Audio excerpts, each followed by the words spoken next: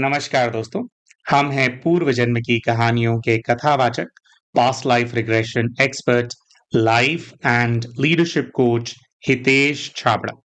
प्यारे दोस्तों, हमारे आज के इस वीडियो के अंदर हम अमेरिका के ह्यूस्टन टेक्सास की रहने वाली एक विवाहित महिला हैं, भारतीय मूल की ये महिला हैं, उनकी पूर्व जन्म की कहानी आप सभी के सामने प्रस्तुत करने जा रहे हैं।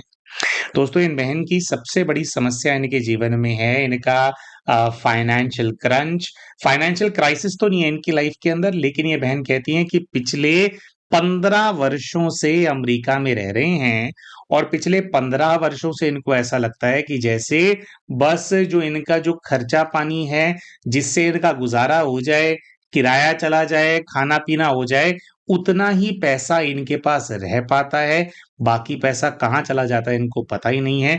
तो ये कहते हैं कि भैया 15 वर्षों के अंदर भी, जैसे बोला जाता है ना कि इंसान कि America is the land of opportunities, तो वो जो अपॉर्चुनिटीज को लोग ग्रैब करके पता नहीं क्या से क्या बन जाते हैं, अपनी एस्टेट बना लेते हैं, कुछ बन जाते हैं। तो कह रही कि भैया मुझे लगता है कि ना मैं वो मुकाम हासिल नहीं कर पाई हूँ। हालांकि इनके पास जॉब है, लेकिन ये कहते हैं कि भैया मुझे ना मेरी लाइफ के अंदर बहुत ज्यादा फर्क पड़ता है इस चीज से कि दूसरे लोग मेरे बारे में क्या सोचते हैं। ये बताती हैं कि इनके पास वैसे तो आईटी की डिग्री है, तो शुरू-शुरू में जब ये अमेरिका आए थे, उस टाइम पे इन्होंने एक आईटी जॉब किया। अब ये कहते हैं कि भैया मैं उस आईटी जॉब को केवल 1 वर्ष कर पाई। हमने इनसे पूछा ऐसा क्यों? तो ये कहती हैं कि भैया जब मैं आईटी जॉब के अंदर थी ना, तो उसके अंदर क्या था कि जो प्रोजेक्ट्स मिलते थे, कह रही मैं मिड लेवल मैनेजमेंट के अंदर थी। तो कह रही हैं कि मेरे को ऐसा लगता था कि मैं अगर डिलीवर नहीं कर पाऊंगी या थोड़ा बहुत ऊपर नीचे होता था, तो कह रही हैं यहाँ पे कल्चर है कि ना बहुत ज्यादा मुंह पे बहुत ज्यादा बोल देते हैं लोग। तो कह रही हैं कि मेरे को ना हमेशा डर लगता रहता था कि कोई मेरे को कुछ बोल ना दे, मुझे किसी चीज के लिए कोई बात ना सुना दी जाए, बात सुना दी जाएगी तो फिर मेरी क्या हालत होएगी। ये कह रही कि मतलब लोग मुझे जज करेंगे या वो मेरे बारे में क्या सोचेंगे, इस चीज का जो स्ट्रेस है वो बहुत ज्यादा मेरे ऊपर रहता था। जिसके चलते कहते कि भैया मैंने तो 1 डेढ़ साल ही करी आईटी की जॉब, उसके बाद मैं लो पेइंग उस स्ट्रेस के चलते कहती हैं कि मैं low paying health care industry की जॉब्स के अंदर आ गई हैं। अभी तो ये जो बहन है ये ओल्ड एज होम्स के साथ काम करते हैं और जो बूढ़े बुजुर्ग लोग होते हैं वहां पे अमेरिका के, तो उनके जैसे एक नर्सिंग स्टाफ होता है साथ में ना, या हेल्प करने वाले होते हैं कि जो लोग थोड़ा उनसे बात वगैरह कर लेंगे, कुछ नीड्स है। तो कह रही इस चीज का मैंने कोर्स किया और फिर मैंने ये वाली जॉब करना शुरू कर दिया। अब ये कहती हैं कि भैया मेरे को अच्छा लगता है ये वाला काम करना, लेकिन मैं जो आईटी में कमा सकती थी या जो तब भी कमाती थी, कह रहे भैया वो तो वहां तो मैं दूर दूर तक नहीं हूँ। मतलब मिनिमम वेज या थोड़ा मिनिमम वेज से जो ऊपर होता है उतना ही ये कहती हैं मैं कमा पाती हूँ। और ये कहती हैं कि जो इनका फर्स्ट जो आईटी का जॉब है, उसको छोड़ने का एक तो ऑफिस के अंदर क्या स्ट्रेस है, एक तो वो कारण था। दूसरा बहुत बड़ा कारण था इनके पहले हस्बैंड। जो इनके फर्स्ट हस्बैंड हैं वो और ये दोनों एक साथ अमेरिका आए थे और कुछ ऐसा है कि इनका इनके जो पहले वाले हस्बैंड हैं उनसे प्रेम विवाह हुआ था। और प्रेम विवाह जो है वो एक तरफा टाइप का प्रेम विवाह था। ये कहती हैं कि जो इनके फर्स्ट हस्बैंड थे वो एक प्रकार से इनके पीछे पड़े हुए थे जब ये कॉलेज में थे, और कह रही कॉलेज से ही वो बहुत हावी सा था और उसको ये था कि भाई मुझे तुमसे शादी करनी है एक। और ये कहती कि पता नहीं क्यों मेरे फर्स्ट हस्बैंड से मुझे बहुत एक खिंचावट, एक अटैचमेंट सा मेरे को बड़ा फील होता था। और ये कहते हैं कि भाई मेरे पहले पति ने मुझसे शादी तो कर ली, लेकिन पहले पति ने शादी करने के बाद उसकी प्रॉब्लम क्या थी, वो ओवर एंड अबव पोजेसिव था। कह रही वो मुझे किसी से बात नहीं करने देता था। अमेरिका में हम लोग साथ में रहते थे, मुझे फोन कॉल्स नहीं करने देता था। फोन कॉल्स को, लैंडलाइंस को कह रही मॉनिटर करता रहता था, किसको कॉल गया किसको नहीं गया। कह रही मैं दफ्तर जाती थी तो दफ्तर छोड़ने जाता था और दफ्तर से वापस आना तो मतलब जैसे ही छुट्टी होगी तो मेरे को गेट के बाहर ही खड़ा हुआ मिलता था। जैसे उसकी अपनी नौकरी तो है ही नहीं, अगर उसके शिफ्ट टाइमिंग्स अलग भी होंगे या जॉब पे भी होगा तो भी वो टाइम निकालेगा कि वो मुझे लेने के लिए आए। ये कहती हैं कि भैया एक होता है कि आपको केयरिंग फील होता है, एक होता है कि आपको फील होता है कि इनसिक्योर है सामने वाला बंदा बहुत ज्यादा, और इनसिक्योरिटी के चलते वो छोड़ नहीं रहा है आपको परछाई की तरह। जैसे विक्रम को बेताल चिपक गया है ना, तो कह रही है बेताल की तरह जैसे वो मेरे सर के ऊपर हावी हो गया था। और ये कह रही हैं कि जब शादी से पहले हम लोग साथ में पढ़ते थे और उसने प्रपोज किया था, तो ये कहती हैं कि भैया मेरे को ना लग रहा था कि यार कुछ ना कुछ गड़बड़ हो जाएगी। मैंने उसको मना भी किया था कि भाई देख, आई डोंट थिंक कि दिस विल वर्क आउट। पर कह रही हैं कि ही टॉक मी इनटू इट, कह रही उसने मुझे कन्विंस कर लिया था और उसकी बातों में मैं आ गई और फिर जो है हम दोनों ने विवाह कर लिया। लेकिन ये कहती हैं कि भैया बहुत ज्यादा मुझे ऐसा लग रहा है कि जैसे वो मेरी एनर्जी भी ड्रेन कर रहा था। मतलब I was not able to live my life, बहुत ज्यादा मैं कैद में, बंधन में फील करती थी, जिसके चलते ये कहती हैं कि 1 वर्ष के अंदर ही हमारी शादी टूट गई। अब इनकी रीमैरिज हो चुकी है और इनकी जो रीमैरिज है वो अभी 3-4 वर्ष पहले ही हुई है। लेकिन ये बहन कहती हैं कि भैया जब तक मेरी रीमैरिज नहीं हुई थी तब तक भी मुझे मेरे फर्स्ट हस्बैंड के थॉट्स आते रहते थे। कह रही है मुझे समझ में नहीं आता, आज भी ये कहती हैं कि मुझे लगता है कि जैसे मुझे ना अटैचमेंट है मेरे फर्स्ट हस्बैंड से। और ये कह रही कि मेरे फर्स्ट हस्बैंड ने मेरे का इतना ज्यादा दम घोटने वाला माहौल मेरे जीवन के अंदर बना दिया था, लेकिन फिर भी उसको छोड़ने के बाद भी, डिवोर्स कर लेने के बाद भी, कह रही है मेरा अटैचमेंट सा है, उसके विचार आते रहते थे मुझे। कह रही है अब तो बहुत कम हो गए हैं, लेकिन जब तक इन्होंने अपनी सेकंड मैरिज नहीं करी थी तब तक ये कहती हैं कि उसके सपने आना, उसके विचार आना बहुत ज्यादा ऐसा होता था। तो ये कहती हैं कि मैं जानना चाहती हूँ कि भाई ये मेरे फर्स्ट हस्बैंड जो है, ये जो मेरी लाइफ के अंदर आया, ये क्यों मेरी लाइफ के अंदर आया, और उसके ट्रॉमा से और उसके यादों से बाहर निकलने में मुझे इतना टाइम क्यों लग गया, ये जानना चाहते थे। अच्छा, फिर एक मेन ये था कि भाई फाइनेंशियल क्राइसिस क्यों है। एक और चीज है जो इन्होंने बताई, इन्होंने कहा कि इनका जो बचपन है वो बहुत डिस्टर्ब्ड गया है। ये कहती हैं कि इनके परिवार के अंदर, मम्मी वाली फैमिली के अंदर, इनके मम्मी है, पापा हैं और इनकी एक छोटी बहन है। ये कहती है कि जो मेरी छोटी बहन है ना, मेरी छोटी बहन ऐसी रही है जैसे कि पता नहीं था दुश्मन होता ना है, कि भाई आप दुश्मन के साथ एक ही बंकर के अंदर रह रहे हो, दुश्मन आपको मारने की कोशिश कर रहा है, आप दुश्मन को मारने की कोशिश कर रहे हो। ये कहती है कि मेरी छोटी बहन के साथ ना मेरे को ऐसा इमोशन फील होता है, हम इतना झगड़ा करते थे, इतना झगड़ा करते थे, इतना झगड़ा करते थे, कह रही है सर तक फोड़ रखा है हम दोनों ने एक दूसरे का। तो और ये कहती हैं कि ना इनकी जो माँ है ना, इन्होंने हमेशा ऐसा नोटिस किया है कि इनकी माताजी इनकी छोटी बहन की थोड़ी साइड ज्यादा लेती थी।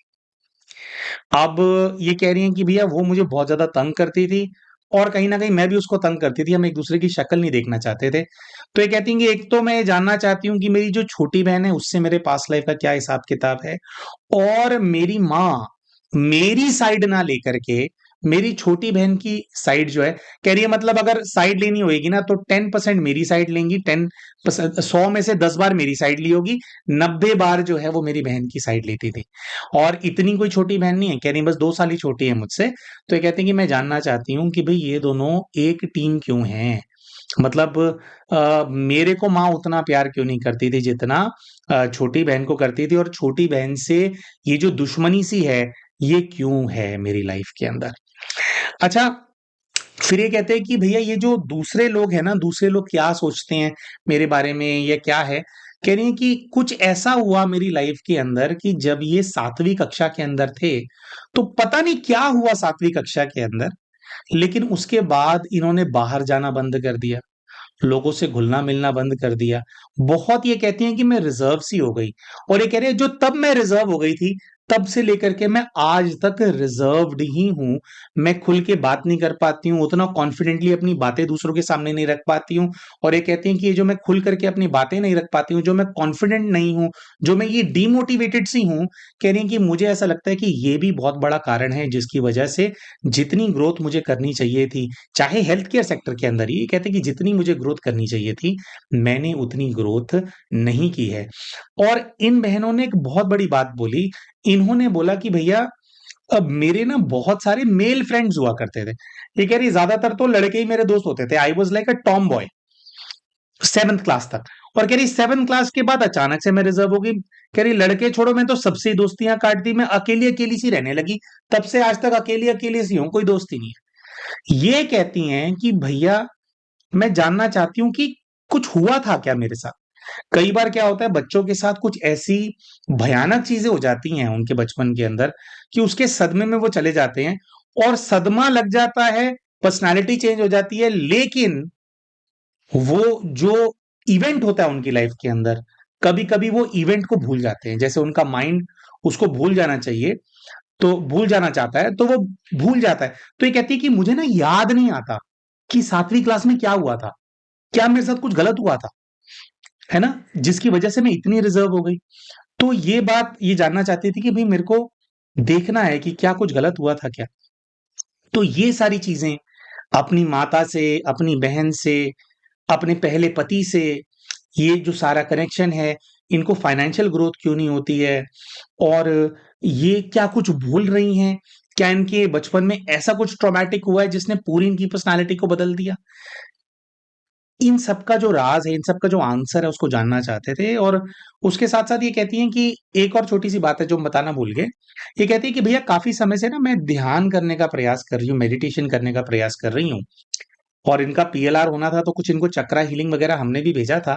तो ये कहती हैं कि जब भी मैं ध्यान करती हूँ या मैं अपने आप से कनेक्ट करने का प्रयास करती हूँ, तो मेरे गले में मुझे बहुत भारीपन फ़ील होता है। मुझे ऐसा लगता है कि जैसे मेरा गला चोक हो रहा है, मेरा कुछ तकलीफ़ है मेरे गले के अंदर। ये कहती है मुझे ऐसी फ़ीलिंग आती है। इसके बारे में भी ये बहन जो है वो अपने पास्ट लाइफ़ रिग्रेशन के माध्यम से जानना चाहती थी।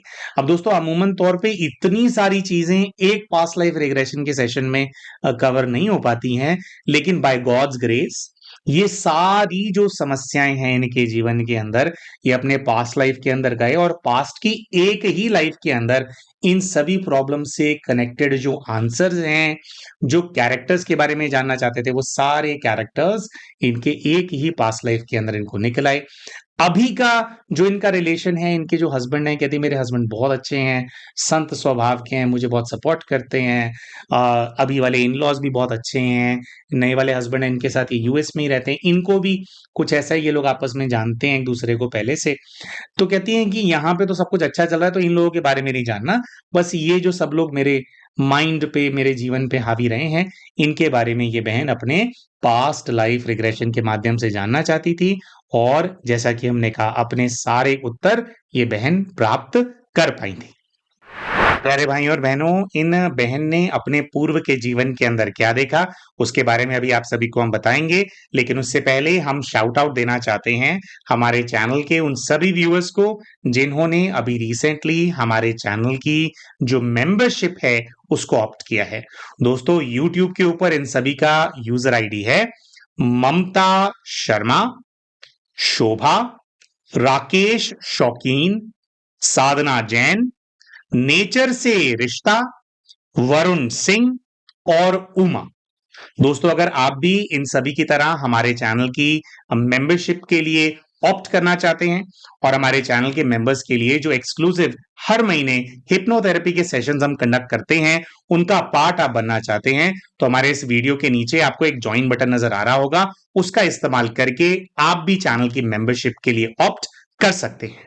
इसी के साथ साथ प्यारे भाई और बहनों, जून के महीने के अंदर स्टार्ट होने वाले पास्ट लाइफ रिग्रेशन कोर्स के अंदर रजिस्ट्रेशंस अभी भी ओपन है। विशेषकर मॉर्निंग बैच के अंदर इस बार थोड़े कम रजिस्ट्रेशंस हमारे पास आए हैं। जनरली जितने आते हैं उतने नहीं आए हैं। तो अगर अभी भी आप पास्ट लाइफ रिग्रेशन के कोर्स के अंदर एनरोल करने के बारे में सोच रहे हैं, तो आप हमारी टीम को व्हाट्सएप के ऊपर मैसेज डाल सकते हैं कि आप पास्ट लाइफ रिग्रेशन का कोर्स करने के अंदर इंटरेस्टेड हैं। तो फिर हमारी जो टीम है वो इस कोर्स की पूरी डिटेल्स आपको व्हाट्सएप के ऊपर ही आपके साथ जो है साझा कर लेगी। हमारा व्हाट्सएप के ऊपर फोन नंबर है 9518081745। तो आइए दोस्तों, अब बात करते हैं कि जब ये बहन अपने पूर्व के जीवन में जाती हैं तो किस प्रकार के दृश्य पास्ट लाइफ के अंदर इनके सामने आते हैं। दोस्तों, जब ये ऊपर की तरफ देखती हैं तो इनको एक क्लाउडी स्काई नजर आता है। आसमान है लेकिन बहुत सारे बादल हैं आसमान के अंदर। नीचे की तरफ देखते हैं तो ये कहते हैं कि कच्ची पक्की रेत ऐसी फील हो रही है। पैरों की तरफ देखते हैं तो इनको नंगे पैर नजर आते हैं और ये कहती हैं कि मेरे जो पैर हैं मुझे ऐसा लग रहा है कि जैसे मैं उसको रेत के ऊपर रब कर रही हूं, तो ऐसी फीलिंग आती है कि जैसे कहीं कहीं से ये रेत बहुत गीली है, कहीं कहीं सूखी है। सूखी गीली रेत कभी सूखी फील होती है, कभी गीली फील होती है। ऐसी इनको जो है फीलिंग आती है। हम इनसे कहते हैं कि भाई अपने कपड़ों की तरफ देखो, तो इनको व्हाइट कलर के पूरे अपने कपड़े नजर आते हैं। और ये कहते हैं कि मुझे गाउन टाइप लगता है कि एक तो बिल्कुल ब्राइट व्हाइट होता है, कह रहे ऑफ व्हाइट से कलर का एक वन पीस गाउन टाइप मैंने पहना हुआ है। अपने हाथों की तरफ देखते हैं तो इनको हाथों के अंदर अपनी जो स्किन है वो बहुत डार्क नजर आती है। ये कहते हैं कि बहुत ही बूढ़े और खुरदुरे से हाथ हैं, हाथों में खुरदुरापन है। चेहरे पर हम इनको ध्यान ले जाने के लिए बोलते हैं तो चेहरे पे इनको बड़ी बड़ी सफेद रंग की दाढ़ी नजर आती है और सफेद रंग की मूछें। तो मतलब थोड़ी बड़ी दाढ़ी है, वैसे बहुत लंबी नहीं है। तो कहते हैं कि दाढ़ी मूछें हैं एकदम व्हाइट कलर के, पूरे सर पे भी सफेद बाल हैं। लेकिन ये कहते हैं कि मेरा जो पूरा कॉम्प्लेक्शन है वो एकदम डार्क है। अच्छा, थोड़ा सा दोस्तों ये इस चीज को जज नहीं कर पा रहे होते। ये कहते हैं कि मेरा कॉम्प्लेक्शन तो डार्क है, लेकिन अपने पीएलआर के दौरान थोड़ा ये इस चीज को जज नहीं कर पा रहे थे कि ये इंडियन है या अफ्रीकन ओरिजिन के हैं। लेकिन जो कुछ चीजें निकल करके आई बाद में हमने रिसर्च किया तो वो जो है अफ्रीका से ज्यादा मैच करती हैं। तो इनको कभी ऐसी फीलिंग आए कि ये नाइजीरिया के अंदर हैं। नाइजीरिया का बोला इन्होंने। इन्होंने बोला कभी लगता है नाइजीरिया, कभी लगता है कि रेत जो है शायद राजस्थान की है। लेकिन जो मेन बात है वो ये है दोस्तों कि इनको ऐसी फीलिंग आ रही थी कि ये जो क्लाउडी स्काई है और ये जो रेत है ये बिल्कुल समुंदर के पास में है, ये कोई समुद्र है वहां पे। अब राजस्थान तो लैंडलॉक्ड है, लेकिन हमने देखा बार बार इनके मन में नाइजीरिया आ रहा था। तो नाइजीरिया जो है उसकी एक बहुत बड़ी 800 साढ़े 800 किलोमीटर की समुद्र के साथ कोस्टलाइन है। तो ये अफ्रीकन ओरिजिन के व्यक्ति के रूप में खुद को देख रहे होते हैं। इनको हम बोलते हैं कि भाई व्हाइट दाढ़ी है, इतना वो है, तो एज क्या फीलिंग आती है? तो कहते हैं कि यार ऐसी फीलिंग आ रही कि जैसे मैं लगभग 70 साल का कोई बूढ़ा आदमी हूं। अच्छा, फिर हम पूछते हैं कि क्या कर रहे हो? तो कह रहे हैं कि बस यहां आया हूं और खाली जगह को देख रहा हूं। तो काफी देर तक दोस्तों जो समुद्र है उसके आसपास ये टहलते रहते हैं, घूमते रहते हैं, लेकिन ठीक से समझ में नहीं आता कि समुद्र पे क्या करने के लिए आया हुआ है बुढ़ा आदमी। तो हम इनको कहते हैं कि कोई बात नहीं अंकल जी, आप यहाँ पे बोर हो गए होगे घूम घूम के, पास्ट लाइफ के अंदर कोई आपका घर भी तो होगा ना। तो आप ऐसा करते हैं कि आपको जैसे ही हम काउंट डाउन खत्म करेंगे आप अपना जो पास्ट लाइफ का घर है वहां पर आप पहुंच जाएंगे। और ऐसे ही किया जाता है, जो प्रोसीजर होता है, सीन बदलवाया जाता है और इनको कहा जाता है कि वहां पहुंचो जहां आपका घर है। तो घर पर पहुंचते हैं तो इनको एक सिंगल स्टोरी पक्का घर नजर आता है। घर के अंदर जाते हैं तो अंदर जाते ही इनको एक 6 से 7 साल की आयु का छोटा सा बच्चा खेलता हुआ नजर आ रहा है। वो बच्चे की तरफ देखते हैं तो ये कहते हैं कि बच्चे ने शर्ट्स विद शॉर्ट्स, मतलब नीचे निक्कर पहनी है और ऊपर शर्ट पहनी है, और वो खेल रहा है। बच्चा इनके पास आते, हम इनको बोलते हैं कि बच्चे को बुलाओ। तो इनको ऐसी वाइब आती है कि जैसे बच्चा इनके पास आना नहीं चाहता है, बच्चा थोड़ा थोड़ा सा इनसे डर रहा है, घबरा रहा है। तो हम इनसे पूछते हैं कि भाई क्या कर रखा है बच्चा आपका, ये क्यों घबरा रहा है, क्या रिश्ता है? तो रिश्ते में तो ये बताते हैं कि जो बच्चा है भाई वो मेरा पोता है। और हम इनको कहते हैं कि भाई आप कुछ डराते धमकाते हो क्या बच्चे को, मार स्ट्रिक्ट हो क्या? तो उन्होंने कहा कि देखो स्ट्रिक्ट तो मैं हूं किसी चीज के अंदर, लेकिन ये कहते हैं कि मेरे पोते से तो मैं प्यार करता हूं, पोते को तो मैं कुछ मैं कहता नहीं हूं।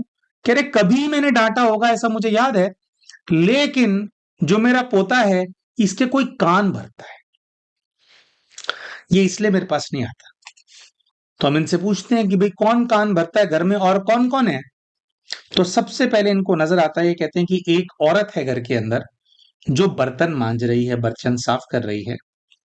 और ये कहते हैं कि चारपाई नुमा बेड सा है, मैं उसके ऊपर बैठा हूं और वो नीचे बैठ करके बर्तन मांज रही है। तो उसकी तरफ देखने के लिए हम कहते हैं तो ये कहते हैं कि हमारी बहू है। अच्छा, तो फिर आगे डिस्कशन होता है कि बेटा कहाँ है, क्या है? तो फिर इनको ऐसी वाइब आती है कि जो बेटा है, बेटा बाहर कहीं काम पे गया हुआ है। और जैसे ही हम इनसे इनके बेटे के बारे में बात करना शुरू करते हैं तो ये कहते हैं कि जो बेटे की आप बात कर रहे हो ना, तो मुझे ना बड़ी नेगेटिविटी सी फील हो रही है, नेगेटिव वाइब सी आ रही है मुझे। तो हम इनसे कहते हैं कि क्यों नेगेटिव वाइब आ रही है? तो ये कहते हैं कि यार देखो, मैं ना, मुझे लग रहा है कि मैं बहुत स्ट्रिक्ट हूं, और अब इनको अपने हाथ में एक बहुत बड़ा डंडा सा भी नजर आ रहा होता है। ये कहते हैं कि मैं स्ट्रिक्ट हूं, मेरा बेटा मेरी बात नहीं मानता। तो हम इनसे कहते हैं कि भाई बेटा कौन है, क्या करता है?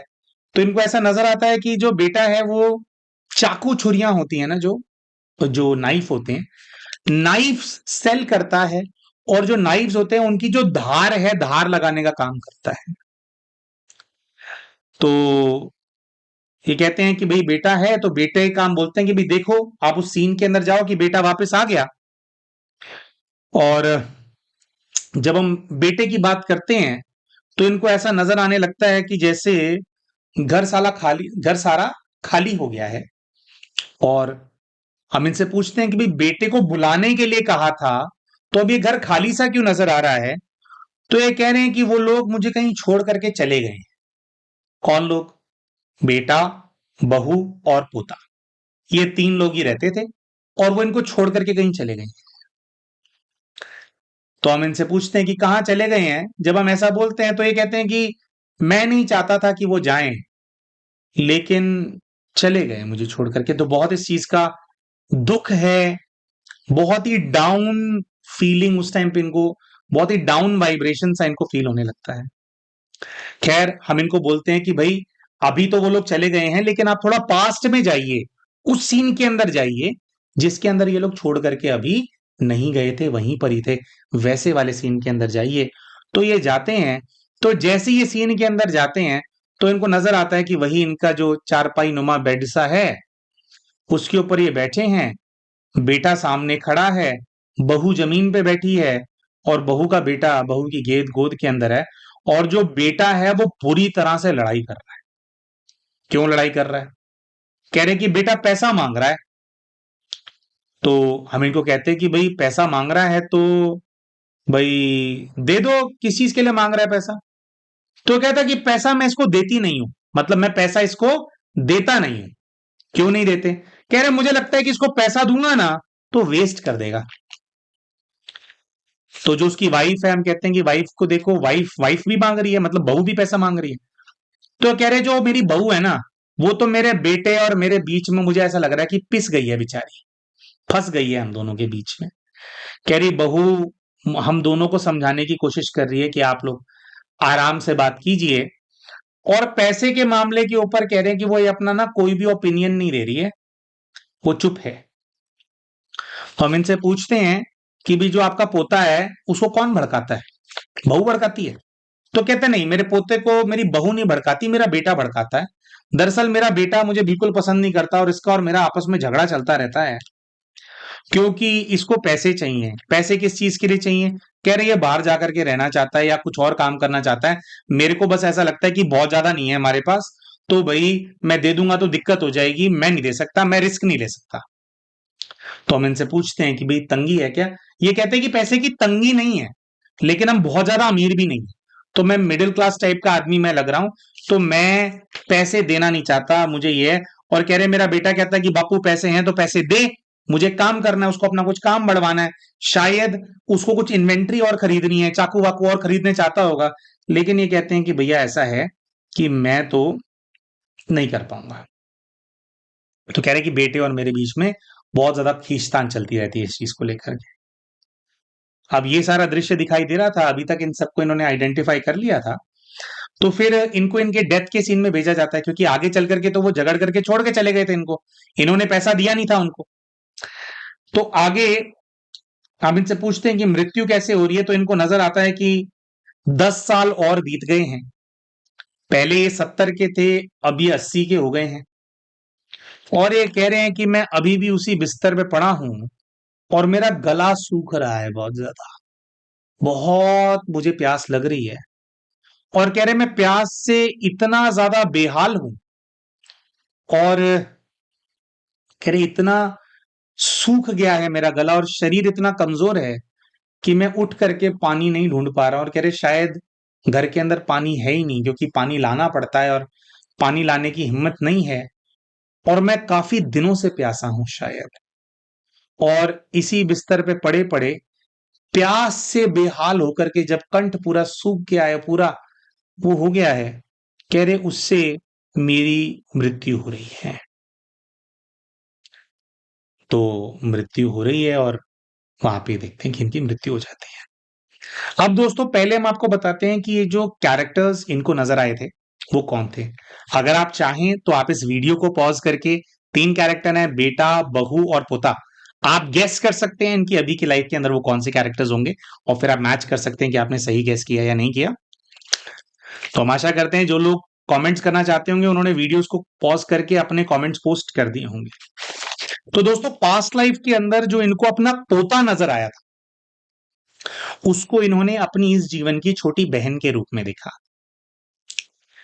जो इनको बहू नजर आई थी, उसको इन्होंने अपनी इस जीवन की मां के रूप में देखा। और जो इनको अपना बेटा नजर आया था, उसको इन्होंने अपने इस जीवन में जो इनका फर्स्ट हस्बैंड था, जिससे इनको बहुत ज्यादा अटैचमेंट भी फील हो रहा था, उसके रूप में देखा। अब दोस्तों ये ऐसा कहते हैं कि जब इनकी मृत्यु हो रही थी तो उस समय पर इनको अपने बेटे की याद बहुत आ रही थी। इनको ऐसा लग रहा था कि भाई शायद पैसा बच्चे को दे देना चाहिए था, वो थोड़ा खुल करके जी लेता। अभी भी जो मेरे पास पड़ा हुआ है वो कहाँ मेरे काम आ रहा है, पानी तक को मैं मोहताज हूं, वो पैसा मुझे पानी तक नहीं ला करके दे पा रहा। तो बच्चे को, अपने बेटे को बहुत याद कर रहे थे मरते समय। अच्छा, तो इनसे फिर ये पूछा गया कि भाई आपका जो पोता है, पोते को तो आप कोई वो नहीं करते थे, पोते को किस बात का गुस्सा है आपसे, क्योंकि इस जीवन में वो बहन है, बहन बचपन से दुश्मन जैसी क्यों है, क्यों लड़ती आ रही है। तो यहां पे ये बात इनके सामने आती है, इनके मन में आती है कि जो पोता था वो बेटे के साथ चला गया था। अब ये लोग घर छोड़ करके, सारी जमीन जायदाद सब कुछ छोड़ करके चले गए थे, जिस चीज के चलते वो शहर में जाकर के बेटे को इनके लगा था कि वहां पे मैं अपना कोई जीवन अच्छा बना लूंगा। लेकिन वहां जाकर के बेटा और जो इनका फिर पोता है वो सारी उम्र बहुत ज्यादा गरीबी के अंदर रहे। तो जो पोता है उसको पास्ट लाइफ में जो इनका बेटा था वो भड़काता रहता था। वो उसको ये सिखाता रहता था कि जो तेरा दादा है ना, उसकी वजह से हम इस मुसीबत वाली लाइफ के अंदर जी रहे हैं, उसकी वजह से हम ये झुग्गी के अंदर हम लोग जी रहे हैं, स्लम के अंदर हम जी रहे हैं, शहर में हमारी बहुत बुरी हालत है। अगर तेरा दादा अड़ियल नहीं होता तो ये होता। तो जो इनका पोता था उसके मन में जो इनका बेटा था पास्ट लाइफ में, उसने बहुत ज्यादा जहर भरा था, जिसके चलते वही इमोशन जो है इनके इस लाइफ के अंदर इनकी बहन के रूप में वो था। लेकिन पास्ट लाइफ में उन्होंने देखा कि भाई जो इनकी बहू है, बहू हमेशा इनके और इनके बेटे के बीच में पिसती रहती थी, वो बहुत न्यूट्रल थी। तो इस लाइफ में भी ये रियलाइज करते कि जो माँ है, शायद जो माँ है, वो जो आत्मा है जो पास्ट लाइफ में बहू थी इनकी, उसको रियलाइजेशन था कि भाई जो गुस्सा है उस आत्मा के अंदर भर दिया गया है, लेकिन वो जो आत्मा है यानी कि इनकी छोटी बहन वो बुरी नहीं है। तो शायद माँ उसको भी समझाती होगी, उसको गुस्सा कंट्रोल करने के लिए उसको ज्यादा प्यार करती थी, ऐसा कुछ था। तो लेकिन ऑल इन ऑल बात यह है कि इनकी बहन के अंदर गुस्सा भरने वाला और कोई नहीं है, इनका इस लाइफ का जो फर्स्ट हस्बैंड है वो आत्मा है। अच्छा, तो और कुछ चीजें फिर जैसे गाइड है, आपको पता ही है कि प्रोसीजर होता है, ये सब कुछ इन्होंने देख लिया। अब चीजों को अच्छे से समझने के लिए, कनेक्शन क्या है इस चीज को समझने के लिए, ये जो बहन है उनको इनको इनके जो स्पिरिट गाइड है उनके पास भेजा जाता है। फिर जो स्पिरिट गाइड है वो इनको ये सारे जो एक्सप्लेनेशन देते हैं।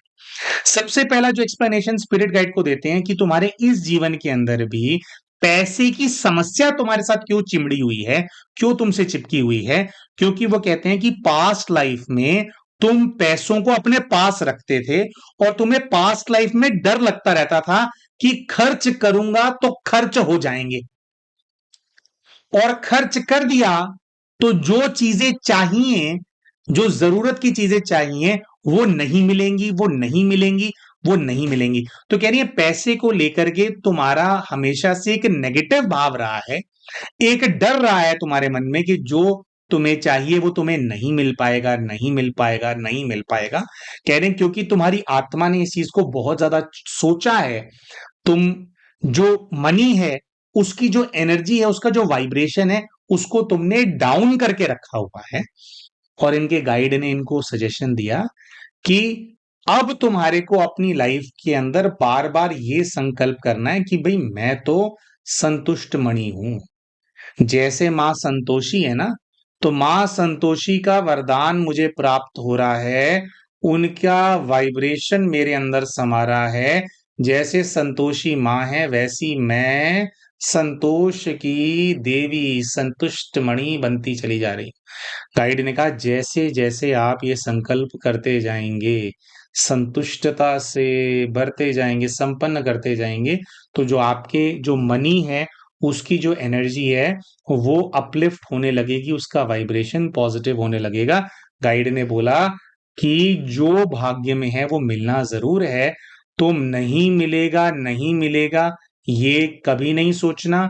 यही सोचना है कि मैं संपन्न हूं, मैं भरपूर हूं, मेरे पास सब कुछ है, और जो कुछ भी मैं प्राप्त करना चाहती हूं वो मैं अपने जीवन के अंदर प्राप्त कर सकती हूं। एक तो गाइड ने ये कहा।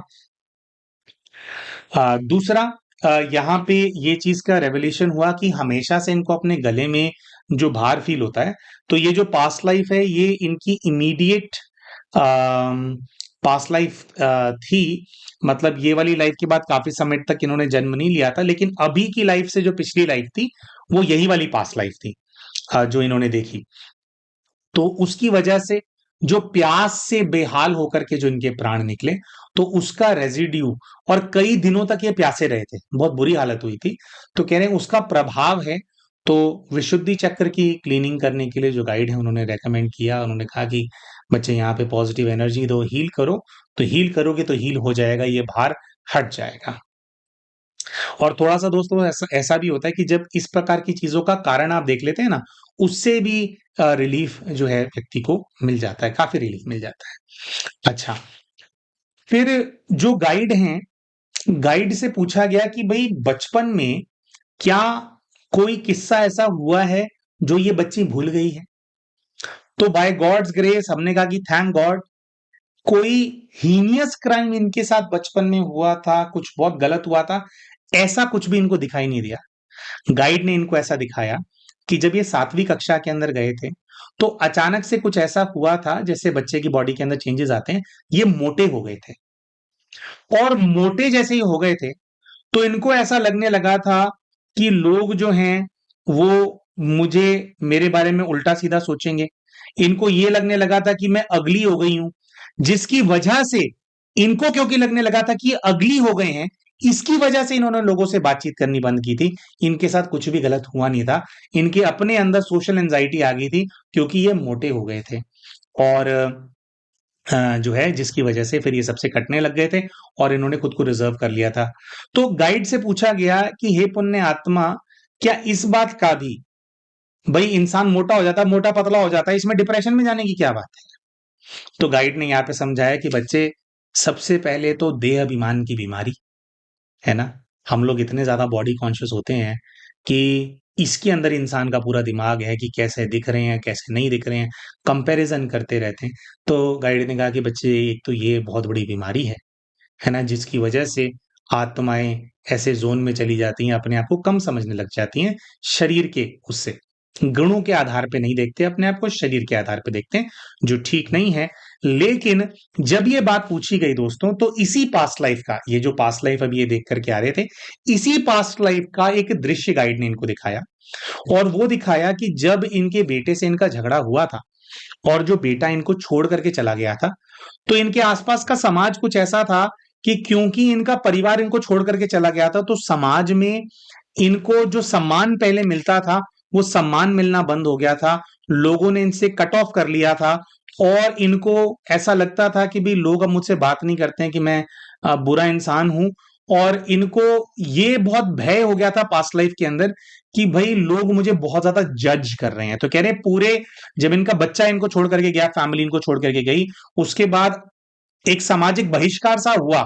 शायद बच्चा इनके बारे में कुछ बातें बुतें भी फैला करके गया होगा गांव गांव में, है ना, क्योंकि उस बच्चे को तो बहुत गुस्सा था इनके ऊपर, इनके बेटे को। तो कहते हैं कि जो समाज के लोग हैं उन्होंने एक बहिष्कार सा कर दिया था।